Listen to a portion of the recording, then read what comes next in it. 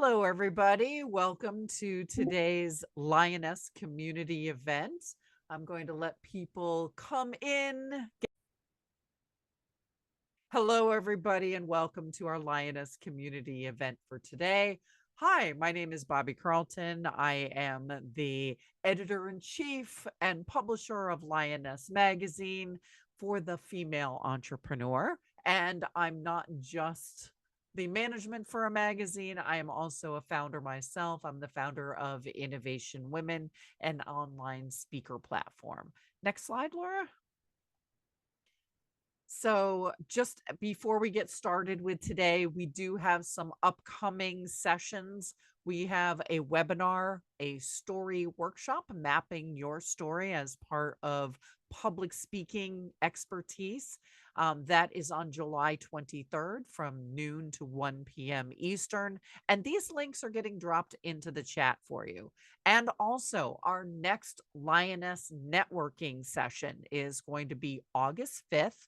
And this one, we're going to look a little bit at the Murphy's Law of entrepreneurship, talk a little bit about those things that keep us up at night and that we are able to recover from. So if you're interested in participating in that, again, that link is in the chat. Next slide. Excellent. And if you don't know already, Lioness Magazine is not just a magazine. It is also a community filled with all kinds of exciting stuff, resources, co-working, the ability to network with other women entrepreneurs, and a great way to increase your visibility with a listing in our women-owned business directory. So if you are interested in that, there's also a link in the chat for you. Next slide. And today I want to welcome, we've got some terrific special guests with us. So we are talking about career journeys and second acts in the age of no retirement.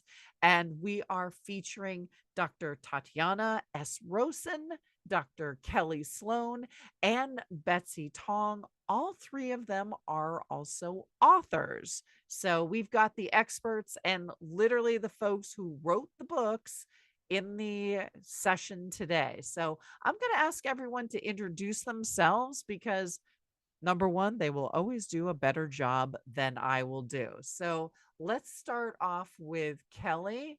And if you can do a quick introduction, that would be fantastic.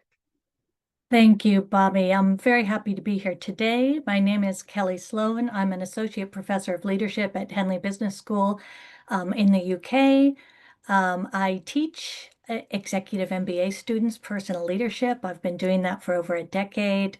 I've recently written a book with Tatiana, who is here as well, on personal leadership in the age of no retirement.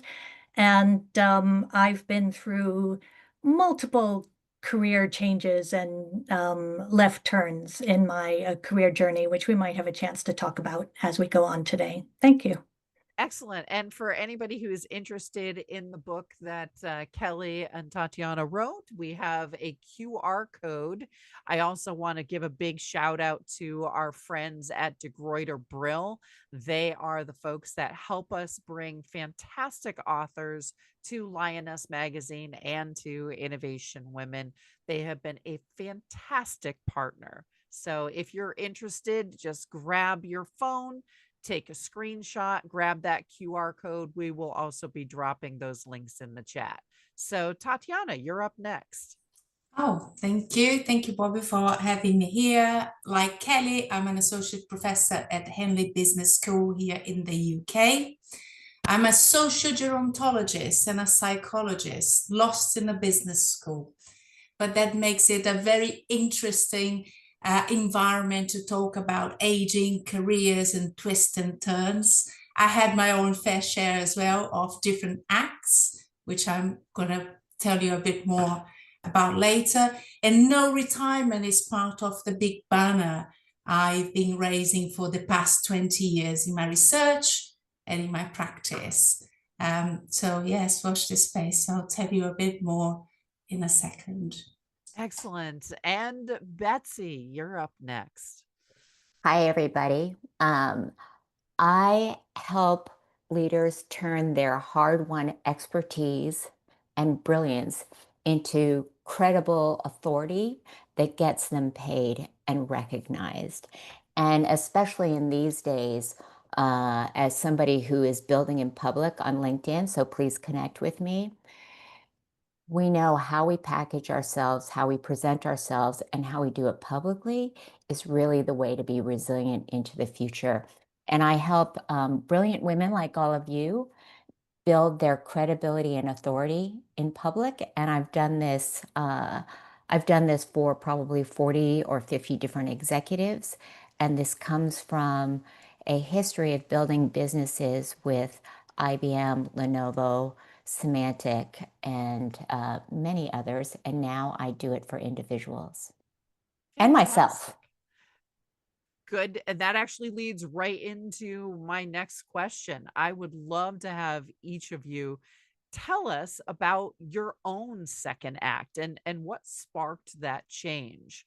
So, Betsy, let's start with you and we'll go backwards through the group. So I'm 58, so this is probably my seventh second act, if you will. And I did an online death calculator a couple weeks ago, and apparently I'm going to live to 115. So I probably have at least 5 or 6 to go.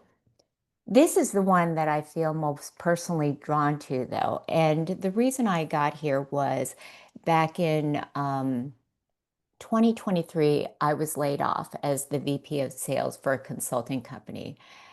And the idea at 56 of going out there and sending my resume into online applications, getting lost in ATS, doing all of the interviewing, it just, I couldn't face it. I just couldn't face it.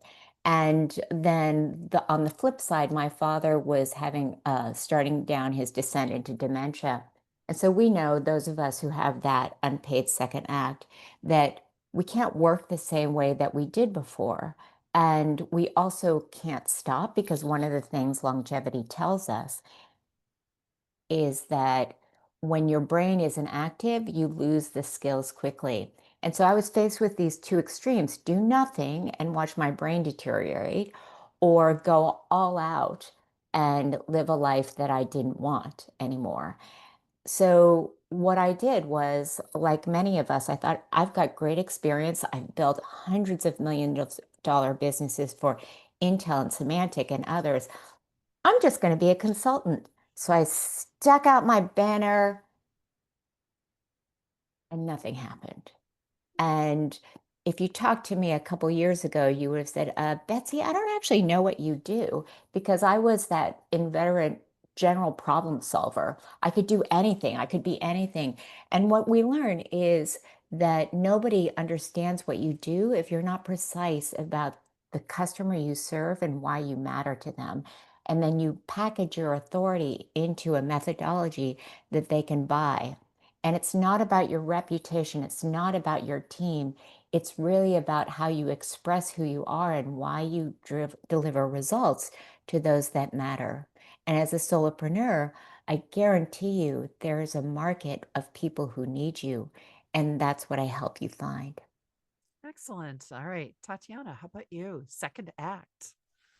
Thank you. Yes, I had many acts as well. It's interesting that I started my career as a psychotherapist, trained as a family therapist, and very quickly left that universe to work with companies. And then my heart took me to a different country. I'm naturally, I was born in Brazil, in South America.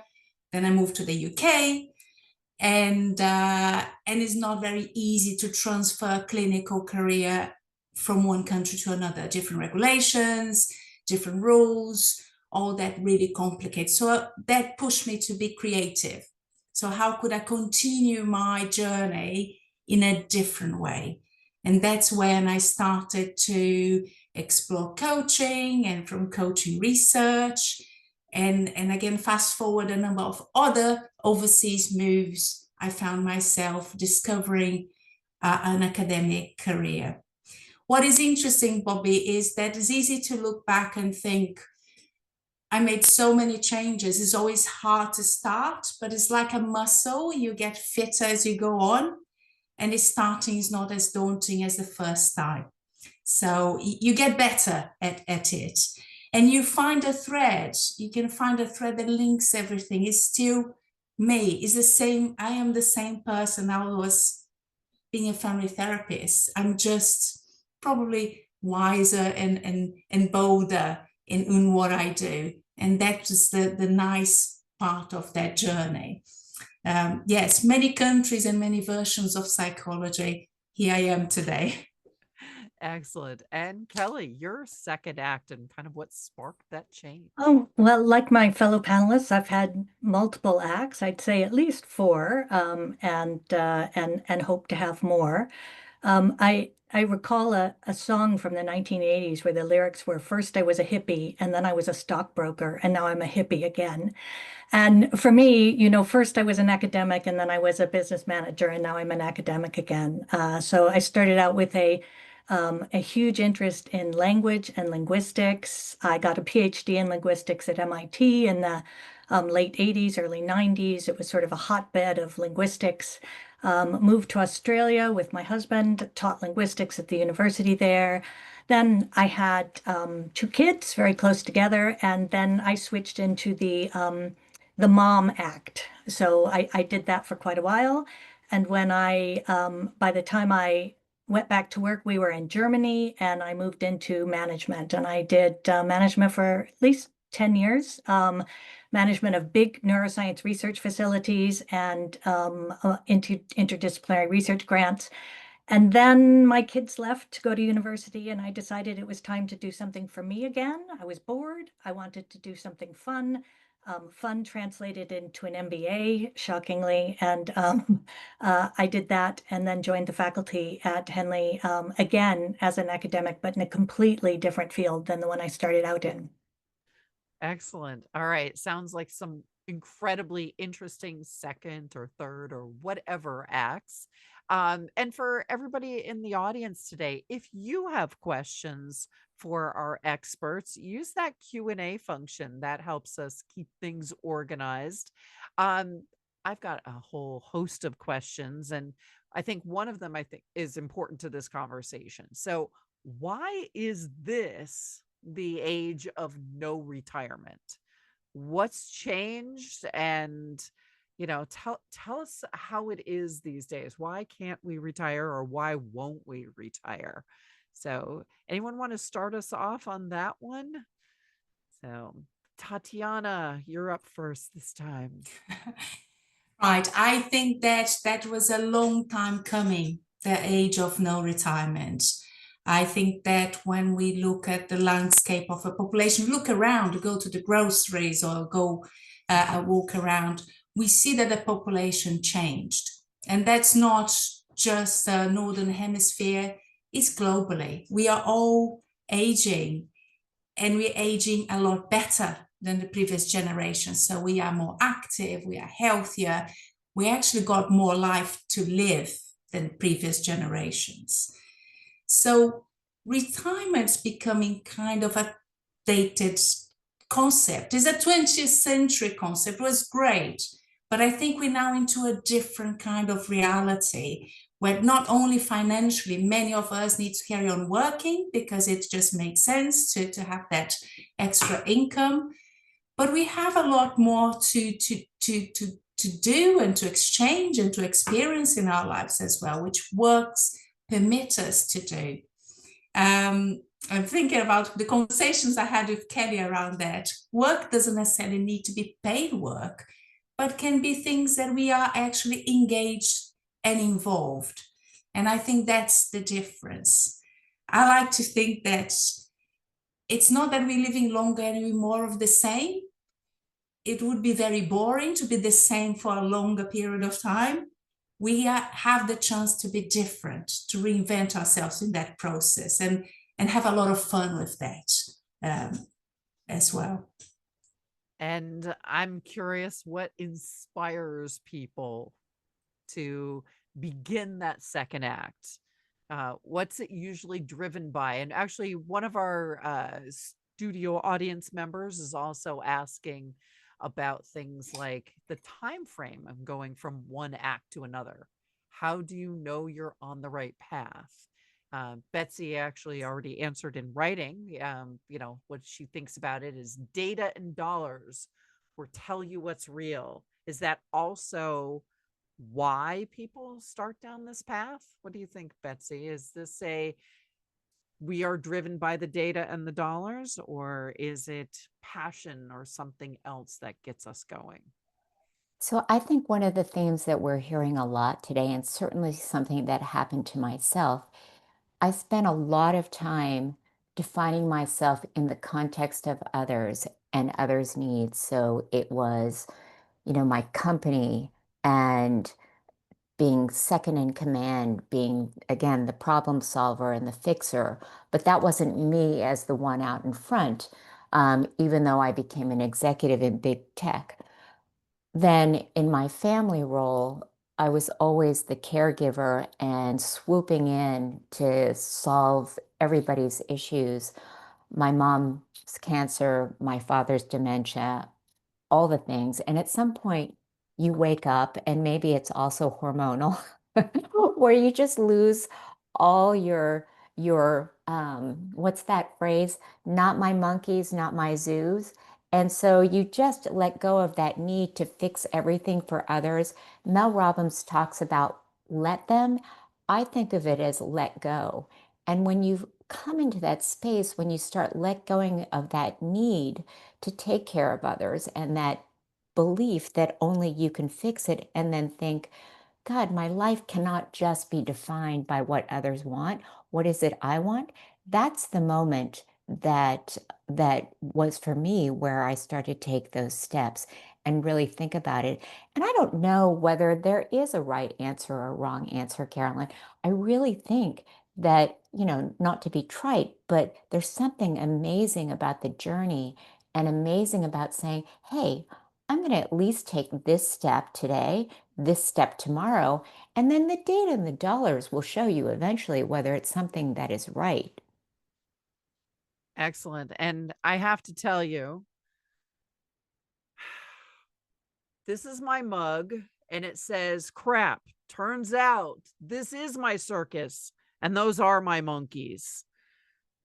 I think as women, the point you made earlier is like, we do take responsibility for everything. And we are the folks that are doing these second acts. What do you think, Kelly? What's driving these second acts for folks?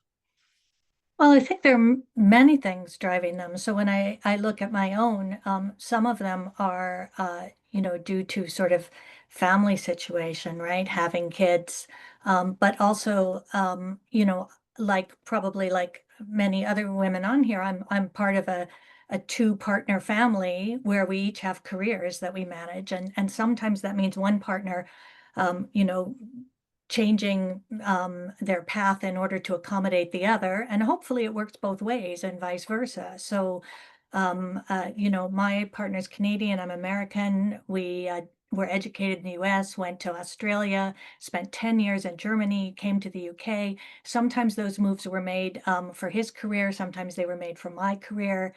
And sometimes sometimes it's passion, right? You just have something that sweeps you up. You think, well, I really enjoy doing this. This is making me feel good. I have the resources now to do it, and following that. So I think it's different things for different people, and even for the same person, different things at different points in their life, right?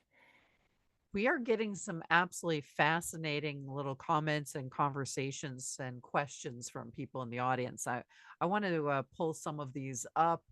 And Peter is asking, why does our government insist on adding financial penalties to people who work past 65? We make people retire. We limit earnings, and that seems very unfair of the us for us who love our work and love going to work and can still work. Anyone want to jump in on that question? like, what do you think? It's interesting because there's a lot of we dialing in from the UK, Kelly and I know legislation it in different places plays different part, and in different occupations as well. When you talk about occupational pension as well, there are certain rules. But Peter, I share your frustration. How can we all be treated as the same? Is there's a very broad brush when it comes to age. We tend to be painted as all of the same group. Is the over 50s, is the over 60s, is the over whatever. And the reality is we are so unique as we age, and our path is so individualized that it's very difficult to have a rule that is right for everyone. I am a fan of flexibility, so I'm supporting your point. I can't answer for the politics of it, but it's a pity that we don't have an incentive or choice that allow us, that can work, that would like to work, that has some fulfillment out of it to carry on, and others that might not want to have a choice to do other things with what their time and their destiny. So there you are. Share your sentiment. Absolutely. And we have some folks dropping more questions into the chat. And Annie has a really interesting one. She says she lives on an island where there is an initiative to create a place of longevity. What needs to be present in a community to change minds, to be more open about contributing at a later age? And Betsy dropped a comment in the chat. Kelly, I'm wondering if that's something that you might want to address. You mean in terms of things to that you would want to include in a longevity community? Well, I think that one of the critical aspects of getting older and being active is about curiosity, right? It's about being able to have intellectual curiosity, and it's about continuing to learn, right? We know that lifelong learning is incredibly important, and it's also fun. I think that having the opportunities available for people to continue to learn, to continue to do new things, to engage in pursuits that are interesting to them, to discuss them with other people, those kinds of opportunities to learn and continue learning and to engage in social interactions. I would say that that's the most important part of a community like that. My fellow panelists might have some other suggestions as well. Yeah. What do we need to be more open about contributing at a later age?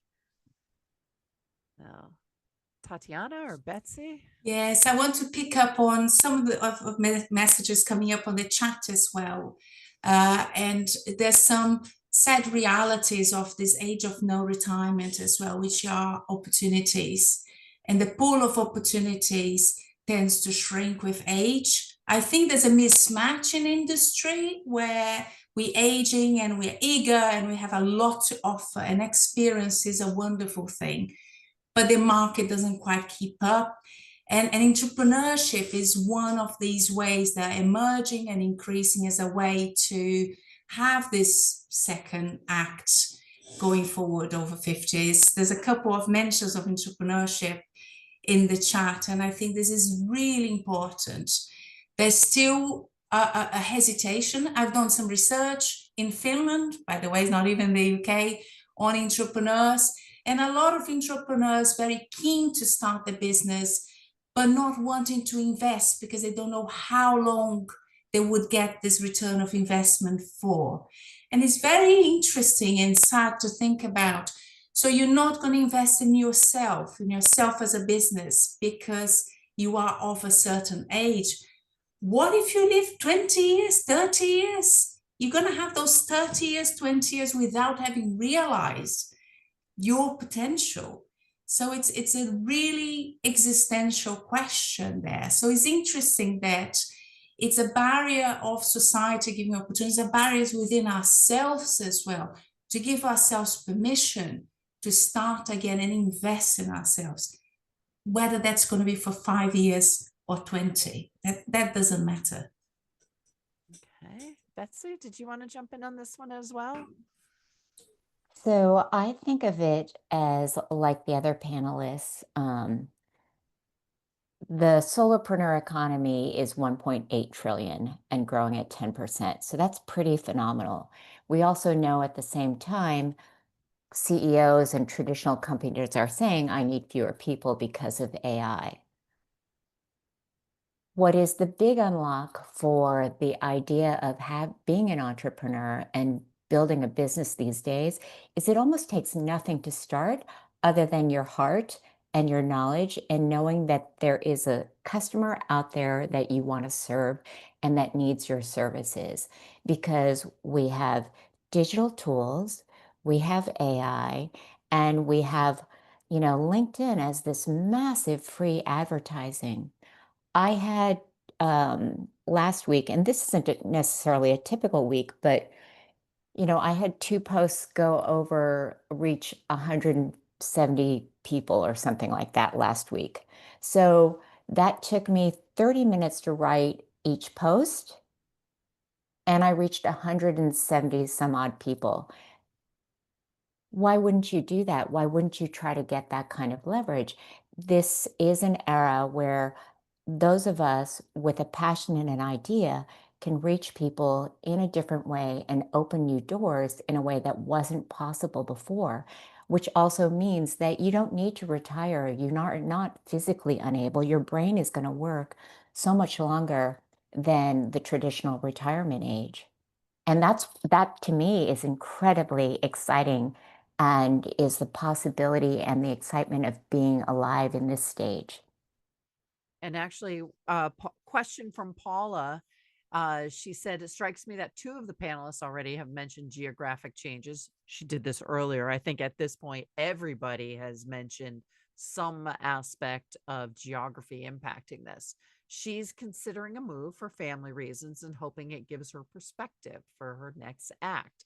Looking for comments. And Betsy also replied in writing, like, shaking it up is certainly a catalyst for this type of change in your perspective.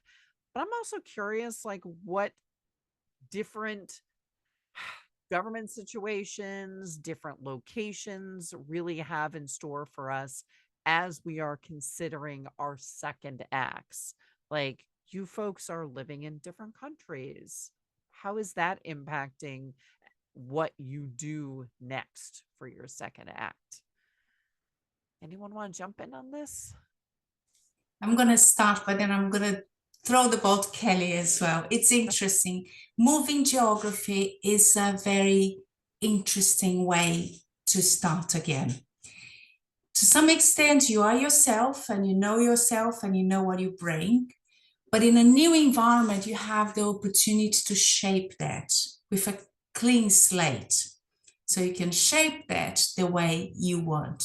The daunting part requires beginnings, new friendships, new rules, new social groups, and etc. On the other hand, you can let go of the things that were not working anymore, and it starts afresh. So it gives a chance to shape your identity and your narrative the way you want. And I know I make it sound really romantic because I'm an optimist at heart. It's hard. It takes a lot of effort, but it does give you that fresh start. And I think that's something that is a privilege when we have the chance to do that. With all the challenges, it's something that we cannot take for granted. And I think, Kelly, you have a lot more stories of moving around than I do. Well, it's interesting. I've lived in many different countries with my family, dragged my kids around the world. And we've had this discussion about how every place that we've lived has turned out to be really good for us and really enjoyable and a sort of growth experience. And we've had this discussion. Is it because we've only picked places that are really good places to move, or is it because we ourselves have something in us that makes us optimistic and to reach out and engage with new communities in ways. And I think that's important, you know, to have that kind of framework mentally that says, this is a new experience. I'm going to throw myself into it and I'm going to enjoy it. And then you find that you do, because you're letting yourself be open to that kind of experience. I think you're on mute, Bobby. It always helps to unmute yourself. We've actually got a question from the audience that kind of fits in really nicely with one of the questions that I had prepared earlier. So this attendee is saying, you know, yes, we've reached many, many, many people. I assume this is referring to Betsy's comment earlier. How many conversations resulted from that? And therefore, how many clients? Because for her, she wants to have clients and not only help the clients, but make money. Like, that's the difference between entrepreneurship and a hobby, if you ask me. At this point, she's not so certain she's interested or enthusiastic with regards to business development, which is one aspect of running this as a business. So in her dreams, she just wants clients to show up without her having to do business development. And she's not really sure that's really how things work. So the question I had prepared is, let's talk about the difference between a true second act and a fulfilling hobby. You know, I say it's literally just the money, but is there something else that is part of the difference? So, Can Betsy? can I address Go ahead, the Betsy. question of business development? Mhm.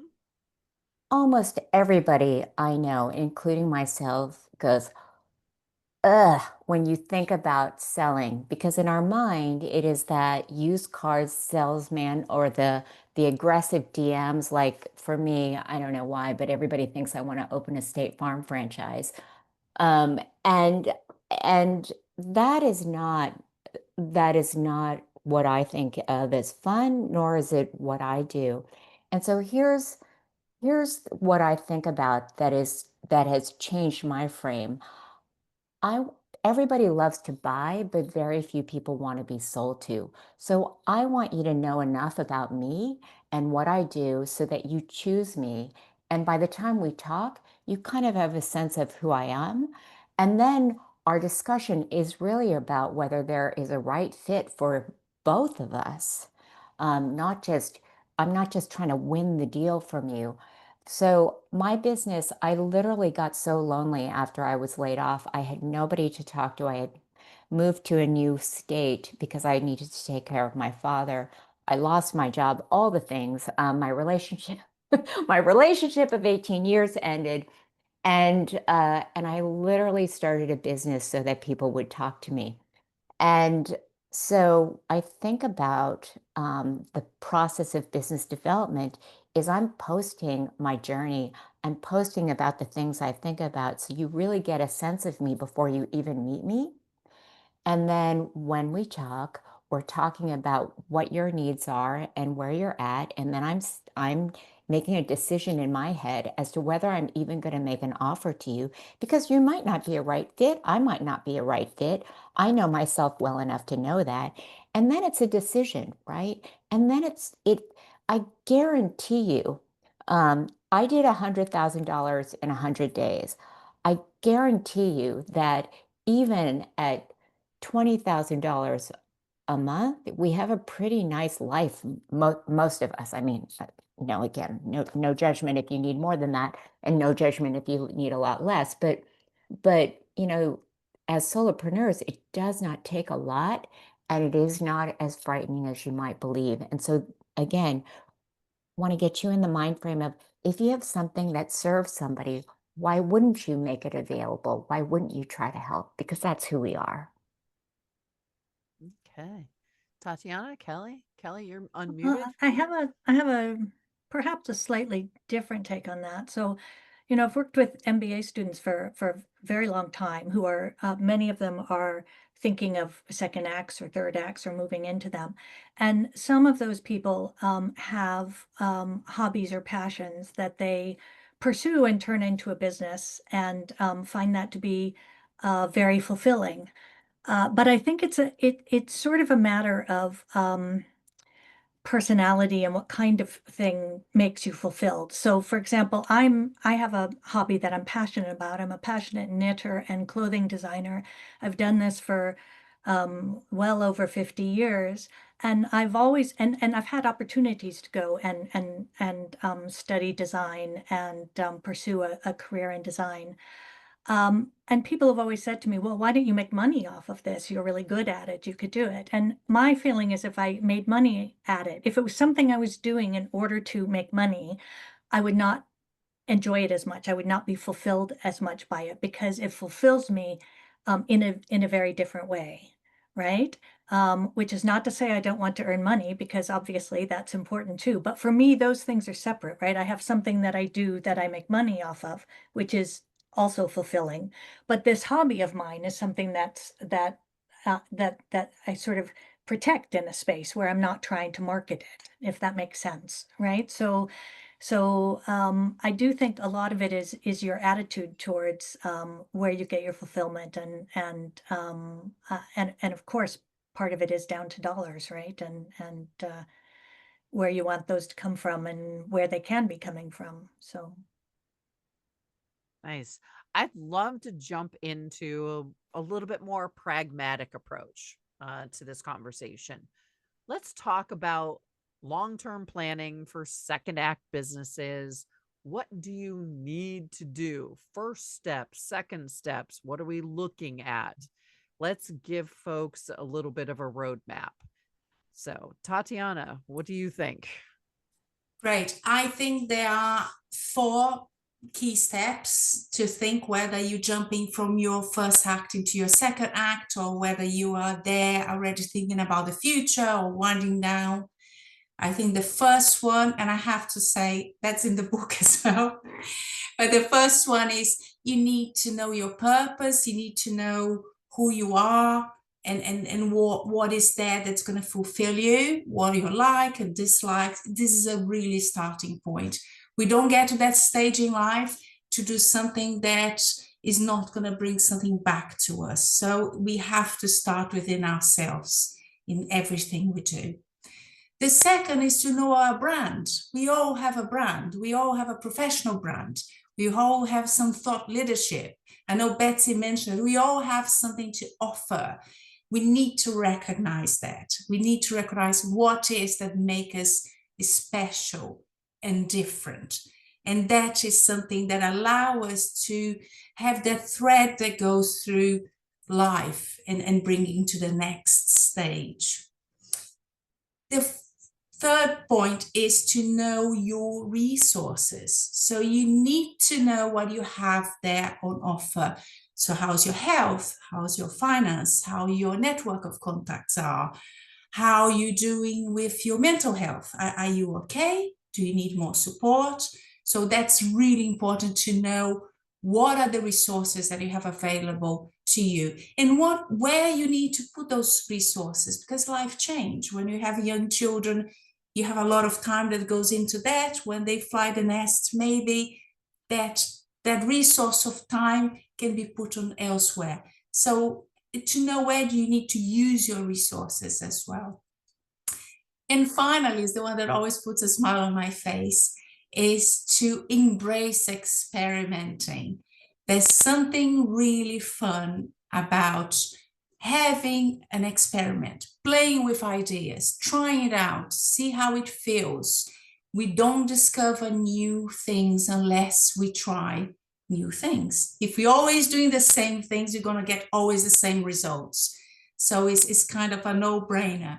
So try change your wardrobe, change the color of your clothes, or tie your hair in a different way, or wear a hat. All those small things will give us a different set of information back. And with that, we can come up with other ideas. So that's kind of some of the journey that Kelly and I over the years developed as a process. So thank you. Excellent. Kelly, anything you wanted to tag on to that one? Well, it's interesting. When we wrote the book, I think the bit that we had the most fun with was writing about experimenting. And I think one of the reasons that this is important is that we all have different risk aversion levels, right? So some of us are very afraid of taking risks, and other people will just say, oh, this is really challenging and exciting for me, and I'm going to jump into it. We have talked about and facilitated workshops and written about sort of different levels of experiments that you can take, from very small ones to big, wild, crazy ones, right? And but the idea is that it really is this ability to experiment and to learn from it and feel comfortable with it. It is like a muscle. It's something that gets better the more you do it. So one of the things that we've noticed is that each of us has moved many times, and every time you move, that is in a sense an experiment where you can try out new ways of being and doing. And as you keep doing it, you sort of have learned how to do it, right? You've developed those muscles that let you move that way. And I think that for people who are trying to move into a second act, one of the things you can do is to think about how you can prototype it, how you can make little steps that let you experience it and grow more comfortable with that, and have fun with it too, because it should be fun, right? Absolutely. Betsy, advice from you, from folks that are thinking about that second act? So I take a slightly different perspective. Um, in the age of AI, knowledge is a commodity. And I talk to AI all the time, and I know that I am not terribly differentiated. I am also not terribly unique. There's a whole universe of knowledge out there. And I think the bar of trying to be different is too high. The bar of getting out there and getting to action is one that's absolutely accessible.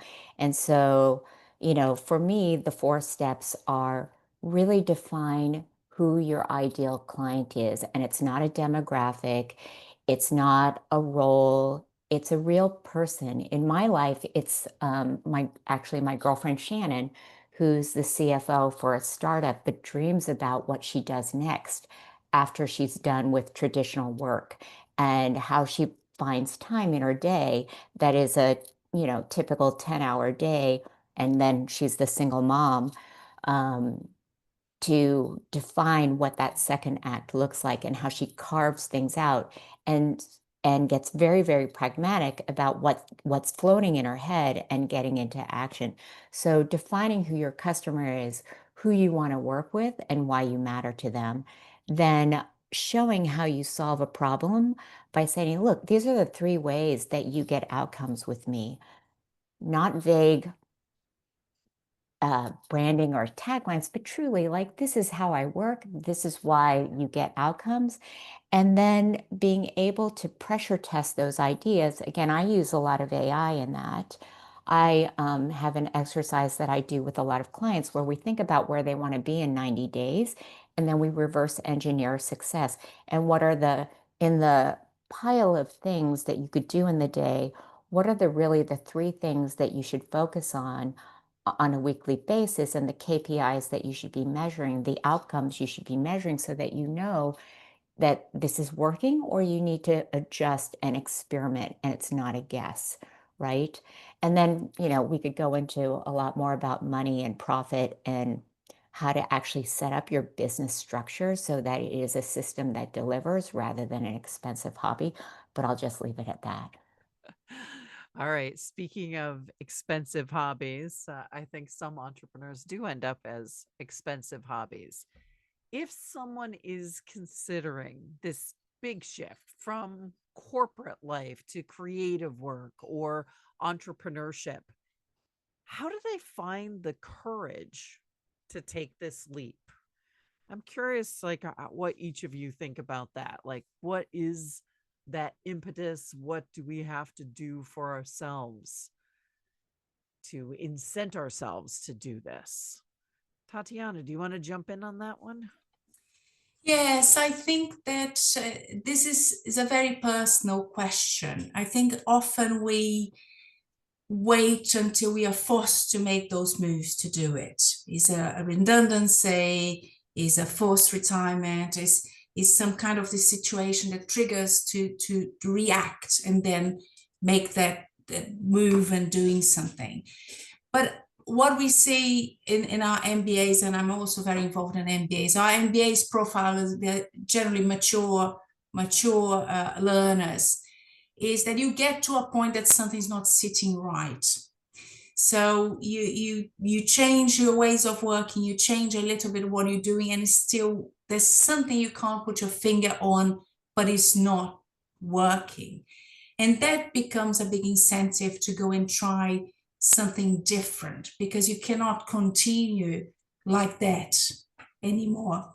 So those are the moves that take the most courage, because it's very hard to leave the comfort zone. When you're in the comfort zone, it's easy to stay there and say, I'll just suffer a little bit here, but won't take the risk of going and try something new. But the discomfort sometimes is too much to bear to encourage us to go and do it. My message to all of us that are here with us attendees is, don't wait for that moment, because it's not a nice place to be or to start. Always be on the watch out for what if I moved, what if I explore that. Why not start something as a parallel, as a portfolio career? So start something alongside, try it out evenings, a bit on the weekends, and see how it goes. So that really helps to make that transition less daunting, because when you find yourself under pressure to make the move, or in a place of discomfort is too much to bear, your resources get drained. So it's harder to make the move successfully. Excellent. Betsy? I'm with Tatiana, and I mean, obviously, this is my story too. I had the golden handcuffs and was on the few more years until I retire bus, and then that choice was taken away. And so now, when I talk to a lot of women, like those of us in the crowd, I think to think about this as, for me, your annual flu shot. I get so freaked out by needles. My brain is like going, oh, no, not another needle. And I'm so freaked out by the time I get there. In my head, I've imagined the worst. And then, of course, the woman, she pinches your arm and she sticks the needle in and you survive, the 1 second of, and it's okay. And if you can just keep in your mind that fear is just a feeling, being worried is just a feeling. And if you just dip your fingers in, dip your toes in, it probably is going to be better than you thought it was. That to me is the best thing I can say, and the way I am trying to train my own brain about things that make me nervous and that I don't want to do. Excellent. Kelly? Well, I agree with both of those comments. I do think that I might want to say something about expectations, right? Because when we have expectations, right? And we sort of try to fulfill those and live by them. But one of the things I've found in working with people is that many times when you start to tease it apart, you realize that the expectations aren't your own. It's something that other people are putting on you, right? That you are trying to do something in order to fulfill something that maybe your parents had wanted for you or your peers had wanted for you. And you've been doing it for so long that you just sort of internalized that. And being able to figure out what you want, and to get to a point where you recognize that other people might be surprised or shocked, or wondering, why are you giving up this steady, safe job in order to do something wild and crazy, right? So thinking about what your expectations are is important. And I think there's also a question about values? Are you doing something that aligns with what you think is important and where your values are? And I find that when you get to that point where your values aren't aligned, that's where it becomes easier to make these big steps, right? Where you suddenly realize, I really don't want to be in this position where I'm working for a company I just don't feel, is aligned with me and what's important to me. Or, I want to change you know, the balance that I have between my home life and my work life because this isn't aligning with my values. And I think those things help you get a little bit of courage, even when you're risk adverse like me. Yeah. And we have a comment in the chat as well from Ingun saying, let's not forget that many people moving into that second or third act have to earn money for a longer Yes. period of time. They started building retirement fund many years ago. They thought they had that to live on for another 10 to 15 years, and maybe not so much anymore. So, there are the folks who make those leaps by choice, and there are those who make the leap by necessity. We have some other audience questions. This one says, I'm in my mid 50s and thinking about a career change, but worried it's too late. How do I stop overthinking that? And is there ever a too late? I'd love actually to hear a story or two. Have any of you worked with somebody who is in the never too late camp? Like, what is the age? Is there Well, a too late? I'll give a very short story and then turn over to the panelists. But when I decided to do an MBA, I was 52, and I thought, wow, I'm so old to do this. And I was really worried about being too old to do this. And, since then I moved into a whole new career. I've been doing it for, well over a decade. But I was teaching an MBA program in South Africa, an executive MBA program. And one of the women students was 77. And she was talking about the many different careers she had and how she had an idea to become an entrepreneur. She had a really good idea, and she wanted to pick up some business acumen and sort of a breadth of knowledge in order to do that. And, I really thought to myself, you are never too old to do this. I mean, certainly there are many things to consider in doing this, but I don't think we should let age hold us back. Great perspective. Betsy? I would also say, again, I've changed careers at 56, more or less. And I have a client who retired from a big tech company in January, and she is now on the path of her next career as a solopreneur consultant. As knowledge workers, almost every skill you need to know can be self-taught because AI is available to you. And what isn't self-taught is the judgment that you've built and the insight and that ability to see patterns over decades, and that accelerates you into whatever you do next. So, never too late to start again. Absolutely. And actually, comment in our chat. Denise is now 70, but began her current business in 2016. Of course, I'm doing the math. So, yep, that's in her 60s. Correct. All right. And I think we're getting close to the end of our time together. I want to make sure that we have a chance to wrap this up, like give some last tips, some last perspective in the last few minutes. Tatiana, you want to kick us off with that? And Laura, maybe we can bring back our slide with the QR code for the book from our speakers today. Thank you, Bobby. I think the last message I wanted to say is find your tribe as well. Someone put there social support when we're going through these transitions. Yes, support is very important. And sometimes we find support from those close to us. Sometimes we need to find support from like-minded people. So our tribes. So go and find that support, because we are social animals. We need each other to thrive. and in a way, by finding people, they are there to encourage you and to pick you up when you're not doing great, and to cheer you when you're doing fantastic, goes a long way of helping you to be on track with your success. So, and I hope you all have a successful journey, whatever the next act is. Thank you, Bobby. Excellent. Kelly? Oh, I'd just like to leave on 2 points. I think the first would be to, try to let go of regrets.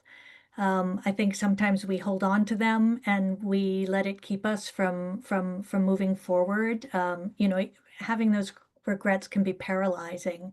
And so, try to be nice to yourself and drop those so that you can move forward. And the second thing I'd want to say is that, we all are part of society, and we can serve as mentors. We can pass on our knowledge and skills, and as we develop ourselves and learn more about ourselves, we can help other people do that too and lift other people up. So yeah, pass it on, what you've learned, and spread some knowledge. Excellent. And Betsy? The final thing I think, adding to what Kelly and Tatiana already said, is that there are plenty of people out here who can help you get from your head into execution. Just find the right person that accelerates you and gives you leverage, right? You don't need to do it by yourself. You don't need to white knuckle it on your own. There are plenty of others out there who've been down the path you want to go on and can help you find the potholes to avoid. And I'm not a De Gruyter's author. Yes. So and we've got your link to your book as well here. So Suzanne, if you can drop that link in the chat once again. I think we put it in earlier, but from our De Gruyter Brill authors, Kelly Sloan, Tatiana Rowson, and also Betsy Tong. We've got her links in the chat.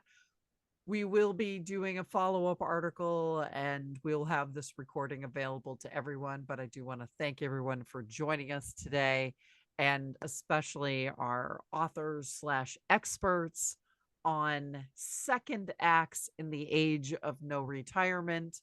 I think this is a terrific conversation for our audience in particular. So thank you all again for joining us very much. Terrific conversation, and have a great rest of your day, everyone.